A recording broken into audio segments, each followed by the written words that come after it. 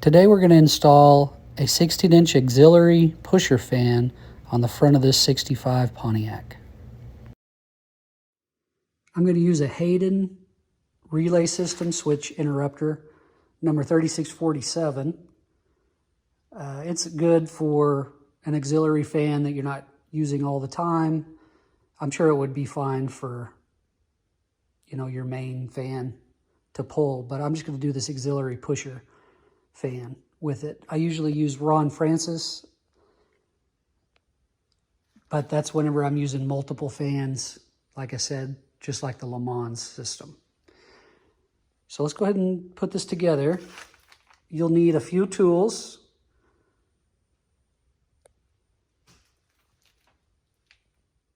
Gonna take this shroud off.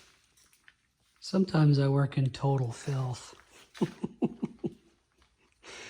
Oh, too busy. And it was not born an air conditioning car. It has dealer installed air way before I bought it. And so it didn't have heating problems, but it did kind of run in the low 200s. We went ahead and replaced the radiator with a new aluminum style radiator. And now I'm putting a pusher fan on the front. And I thought I'd bring you guys in to kind of check it out. What we've got going. We've got a little relay system right there that's going to be tucked underneath the top of the shroud. You won't be able to see the wiring when we're done. And we're wiring up for the fan. We've already switched over the blades on the fan, and that way we don't have to just wire it opposite. It'll cool a lot better. I've got it on the front of the condenser, which I'll show you now. And this should help in stop and go traffic. And if we get on a long drive, which is what this car is really meant to do, on a long drive, if we get stuck in traffic and the factory fan isn't spinning fast enough to really cool the engine efficiently, then I've got this fan to kick on at 195 degrees. It's got a 180 thermostat in it, so it should not run all the time. And I do have it set to run even if the car is off, if it's over 190 degrees. So there's a setting on the relay system that you can set whatever temperature you want up to 210, I think.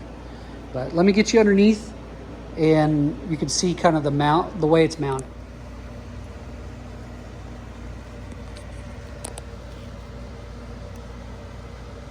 So you won't be able to see it at all in the car. Green wire goes to the wire for the compressor, so when your air comes on, it'll come on as well. And then of course, blue is if you're gonna use two fan system, which I do have on the Le Mans, and that's very handy. And of course, red is almost always power, but you do have to check your instructions just in case.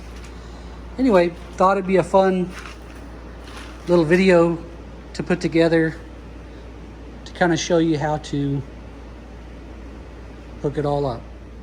And I do prefer using the shrink connectors because it keeps you from having to use tape on everything, and it looks good when it's done. Slide it in. Make sure they mesh because there's some metal inside the connector that will melt into the wire, the exposed wire. Don't get your fingers.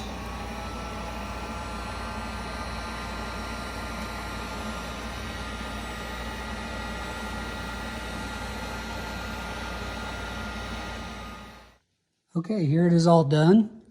I'm gonna clean this up just a little bit more and kind of tuck these away, but I wanted you guys to see the fuses and the relay before I tucked them.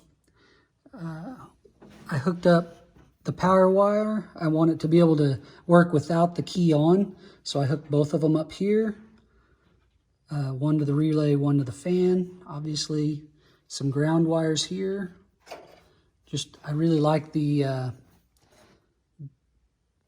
these top post connectors because I can connect different things to them. I use them on all my cars. And then the temperature gauge that I use, or not gauge, but sensor, is the small one that goes into the radiator. It needs to be close to the neck to sense what temperature it is. And then I went ahead and loomed the wire that goes over to the air conditioner and kind of rewired some of that stuff too. Make it look good. This isn't a total job, obviously, total engine bay job like I did with the Le Mans, but it should work well. All right, let's see if this worked. I've got it set to where if the air conditioner is turned on, it's going to turn on too. So make sure this is on. Turn my key on.